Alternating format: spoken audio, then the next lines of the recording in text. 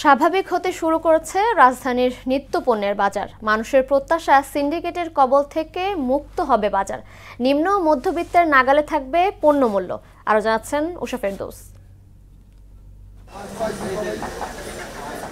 থরে থরে সাজানো হরেক রকম সবজি, বেড়েছে সরবরাহ, আর তাই তো কমতে শুরু করেছে দাম। কাঁচামরিচ, পটল, লাউ, পেঁপে সব সবজিরই দাম কমতে শুরু করেছে। গাড়ি সব চলতেছে, এখন দাম কিছুটা কমছে। বাজারের সিন্ডিকেট বন্ধ হলে আমরা একটু কিনে কিছু খেতে পারবো। সিন্ডিকেটটা ভেঙে দিয়ে সরাসরি একদম কৃষকের কাছ থেকে যেন বাজারে পণ্যটা আসে, এবং যাতে পণ্যটা আসলে পারে তখন হবে কি অল্প দামে মানুষ ক্রয় করতে পারবে। বাজারের যে পরিস্থিতি, আশা করা যায় যে মোটামুটি সবাই হয়তো আমরা খেতে পারবো, অন্তত খাওয়াটা নিশ্চিত হবে। অর্থপ্রদেশ সরকার যদি আসে, মোটামুটি পর্যায়ে যে কয়দিনের জন্য আসে, সে যদি আমাদের বাজার দ্রব্য যদি ঠিক মতন নিয়ন্ত্রণে রাখতে পারে, আমাদের জন্য খুশি সংবাদ।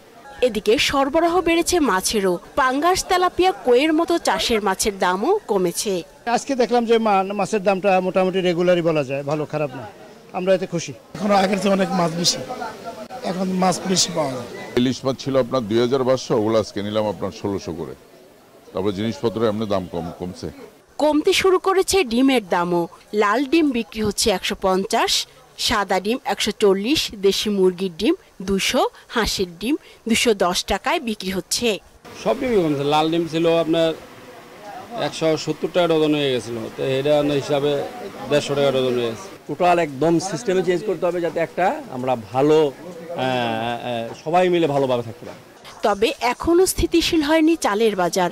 ধান ও সরবরাহ সংকটকেই দায়ী করছেন ব্যবসায়ীরা।